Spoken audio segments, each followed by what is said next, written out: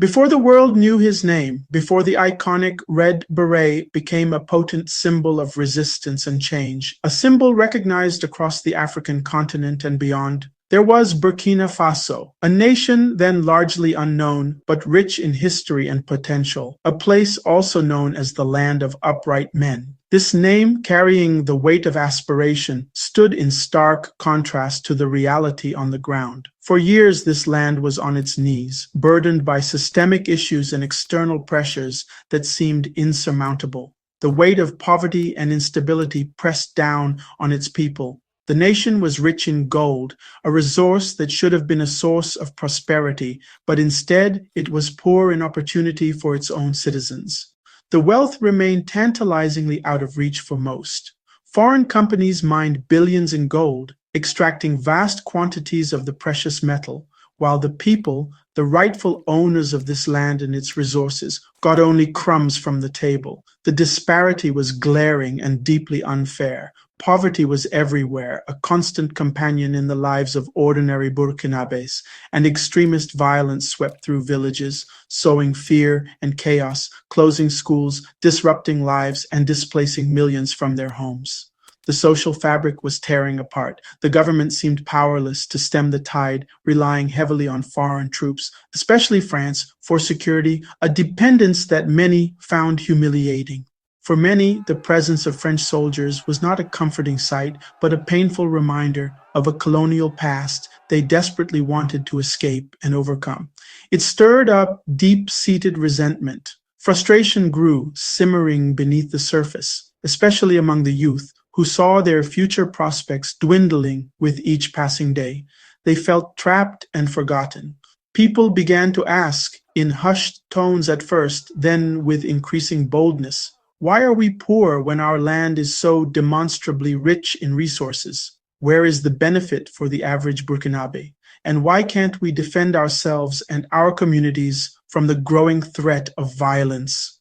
The desire for change was overwhelming, a yearning for a new direction, a new narrative, a new sense of hope. They wanted a leader who spoke the language of dignity, self-respect, and genuine concern for the well-being of the Burkinabe people. The ground was fertile for revolution, not just a revolution of guns and military might, but a deeper revolution of spirit, of mindset, and of national identity. Into this cauldron of simmering hope and profound desperation, a young, ambitious army captain was about to step into the spotlight, ready to answer the call of his nation. And then, onto the stage emerged a figure who would capture the world's attention, Captain Ibrahim Traore. His name would soon echo across the African continent and beyond. At just 34 years of age, a mere 3 decades, he became the world's youngest head of state, a title that carried immense weight and responsibility. He was a beacon of youth in a world often dominated by elder statesmen. His ascent to power wasn't paved through traditional political maneuvering, but through sheer conviction, a deep-seated belief in a better future for his people. It was a path forged in the fires of his own beliefs. A soldier who had fought terrorists firsthand, witnessing the brutal realities of conflict and instability, he saw the systemic failures, the deep-rooted corruption, and the inefficiencies of the old system that had plagued his nation for far too long. He knew something had to change. His rise to prominence came through a military coup in 2022. A bold and decisive move that shook the foundations of the established order. But remarkably, the streets filled with celebration, a wave of jubilation rather than protest or dissent. The people of Burkina Faso seemed to embrace this change. People saw him as reclaiming power, not for his own personal gain or aggrandizement, but for the collective benefit of the nation, for them, not for himself, but for the betterment of all. He spoke simply and directly, cutting through the usual political rhetoric, focusing on themes of patriotism, national pride, and self-reliance. Traoré fervently believed that Burkina Faso possessed the potential to not only feed its own people, but also to build a strong and independent defense force, ensuring its sovereignty, and, crucially, to profit from its own abundant natural resources, ensuring that the wealth of the nation benefited its citizens, not foreign entities. "A slave who does not rebel does not deserve pity," he declared with unwavering conviction, a statement that resonated deeply with those yearning for liberation. He wore his red beret, not as a symbol of power or authority, but as a constant reminder of his commitment to service, to the people he had sworn to protect. Traore's message and actions inspired not just his own country, but an entire continent, sparking a renewed sense of hope and possibility across Africa. He was quickly seen as a modern-day Sankara, a comparison that spoke volumes about the aspirations and expectations placed upon him. His core message was clear and uncompromising. Africa's era of foreign domination, of exploitation and control is definitively over. It's time, he asserted, for Africa to work for Africans, to prioritize the needs and interests of its own people above all else. And he set out with unwavering determination to prove it with concrete action, to translate his words into tangible results for the people of Burkina Faso. Traore understood that words alone wouldn't transform Burkina Faso. He knew that tangible action was needed to uplift the nation and its people. Recognizing the importance of natural resources, he nationalized gold mines, taking control of a vital asset. This strategic move ensured the wealth generated from Burkina Faso's resources stayed within its borders, benefiting its citizens and fueling national development. To boost local production and reduce dependence on foreign goods, he launched the country's first tomato processing plant, a significant step towards food security. This initiative aimed at ending reliance on imports, fostering self-sufficiency, and creating employment opportunities for the Burkinabe people. Recognizing the importance of connectivity, Air Burkina was revived, breathing new life into the national airline. To improve transportation and trade links, a new railway to Ghana was initiated, promising to boost regional integration and economic growth. Addressing the housing needs of public servants, affordable housing projects were launched, providing decent living conditions for those serving the nation. To promote industrialization and create jobs, a textile factory was established, boosting the manufacturing sector. A pharmaceutical plant followed, aiming to enhance healthcare access and reduce dependence on imported medicines. Recognizing the importance of infrastructure, roads, and other projects were undertaken to connect rural and urban areas, facilitating trade and movement. To support the agricultural sector, farmers received tractors and other forms of assistance, boosting productivity and ensuring food security. To add value to the country's gold resources, a gold refinery was built, enabling local processing and increasing export earnings. To promote financial inclusion and modernize the economy, a national digital payment system was introduced, making financial services more accessible to all. To strengthen national defense, citizens contributed to a patriotic defense fund, demonstrating their commitment to protecting their country. Massive military and volunteer recruitment drives empowered communities, enhancing security and fostering a sense of collective responsibility. Embracing sustainable energy, solar power projects were initiated, reducing reliance on fossil fuels. Looking towards the future, plans for even a nuclear plant were started, signaling a commitment to long-term energy security. Each project, no matter how big or small, was a crucial building block, carefully laid to construct a better future.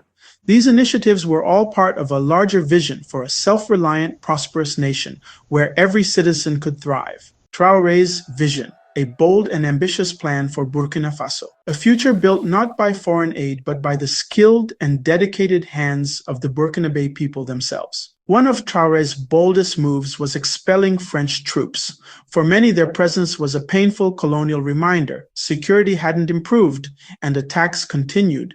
Traore declared, "True sovereignty means controlling your own security."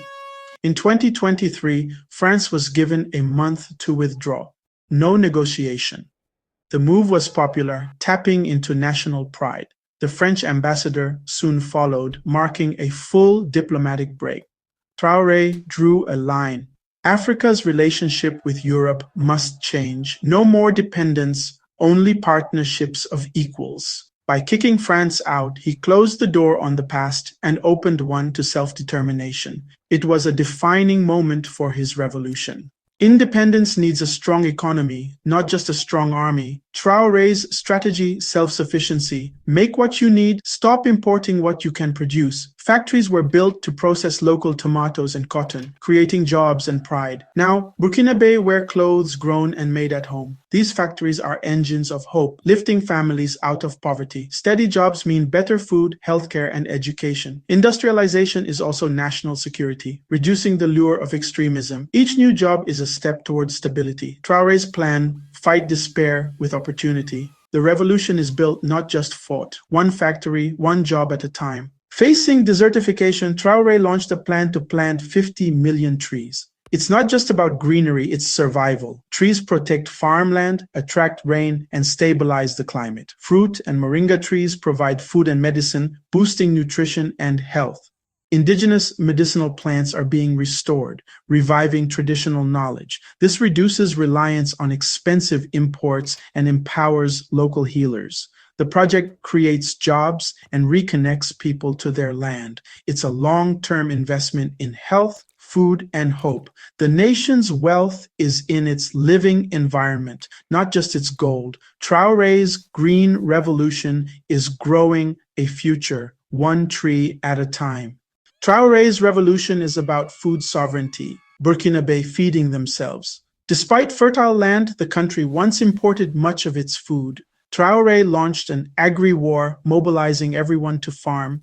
The government distributed seeds, fertilizer, and tractors. Massive irrigation projects boosted rice production. In just a year, food output soared, with self-sufficiency in sight. Soldiers and civil servants tend crops. Offices have vegetable patches. It's a collective effort, restoring dignity and pride. Food security means freedom from global market shocks and aid dependency. Traore's revolution is one with seeds as much as with resolve. Traore's government put prisoners to work on national projects, not as punishment but rehabilitation. Inmates farm, build roads, and help construct factories. The policy provides labor for development and skills for prisoners. The goal, reduce recidivism and give ex-inmates a fresh start. Human rights groups watch closely to ensure fair treatment. The government insists on dignity and opportunity, not forced labor. It's a pragmatic solution, mobilizing every resource for national progress. Whether it's a model or a controversy, it's a bold experiment in justice. Traore's revolution has made him a target. He survived over 20 assassination attempts. Threats come from old elites, rival factions, and foreign interests. Each attempt only strengthens his resolve and popularity. Isolated from the West, Traore forged new alliances with Russia, China, and Turkey. Russia provides military support. China and Turkey invest in infrastructure and defense. These partnerships fill the void left by France and the West. It's a pragmatic realignment, giving Burkina Faso options and independence. Traore's pivot is part of a wider African shift toward new global partners. Burkina Faso's changes are shaking the global order. Nationalizing gold mines challenges centuries-old economic systems. If successful, other African nations may follow, shifting global supply chains. Western powers watch nervously, fearing loss of influence and profits. The Sahel is now a battleground for global powers. Russia and China rising as France and the US decline. African nations gain leverage, but risk being caught in new rivalries. Traore seeks win-win partnerships, not dependency. Burkina Faso's experiment could reshape Africa's future alliances. If Burkina Faso's model succeeds, it could transform the entire Sahel. The alliance of Sahel states, Burkina Faso, Mali, and Niger, aims to pool resources and build a joint security force. Imagine a Sahel that feeds and defends itself, trading on its own terms. The dream, a confident, united, and prosperous Africa, but challenges remain.